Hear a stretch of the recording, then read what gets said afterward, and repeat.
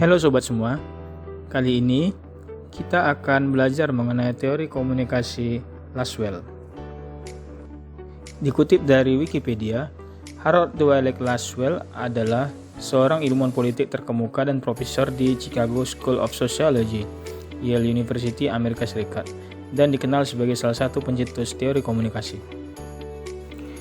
Harold Lasswell dalam sebuah artikel klasik yang ditulisnya pada tahun 1948 yang berjudul The Structure and Function of Communication in Society, Lasswell menyajikan suatu model komunikasi yang berbentuk sederhana. Menurut Harold Lasswell, cara yang baik untuk menggambarkan komunikasi adalah dengan menjawab pertanyaan-pertanyaan berikut. Siapa yang menyampaikan apa yang disampaikan, melalui saluran apa, kepada siapa, dan apa pengaruhnya. Selanjutnya kita akan membahas mengenai model komunikasi Lasswell dengan menjawab pertanyaan-pertanyaan Lasswell tadi. Unsur who, siapa, itu sumber informasi, atau biasa kita sebut dengan komunikator, adalah orang baik secara individu maupun kelompok atau institusi yang menyampaikan atau memberikan informasi atau pesan kepada pihak lain. Contohnya bisa individu, kelompok, atau institusi. Unsur says what, yaitu berhubungan dengan apa yang dimaksud dengan pesan. Pesan atau informasi yang disampaikan oleh komunikator kepada komunikan. Dalam konteks individu bisa berupa perasaan atau pikiran.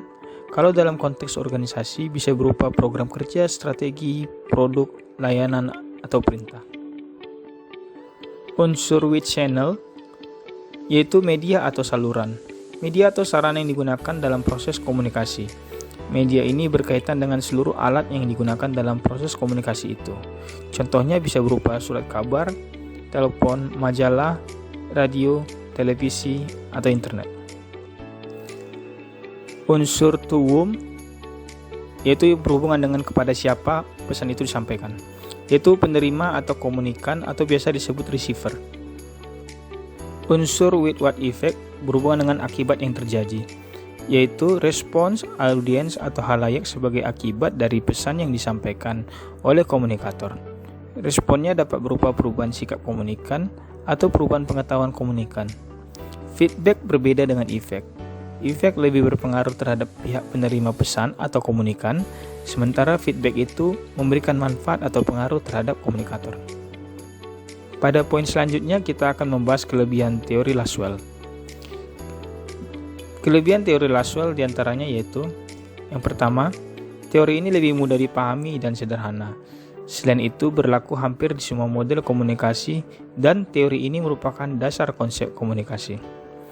Yang kedua, teori Lasswell juga mendefinisikan medium pesan dalam arti yang lebih luas, yakni media massa.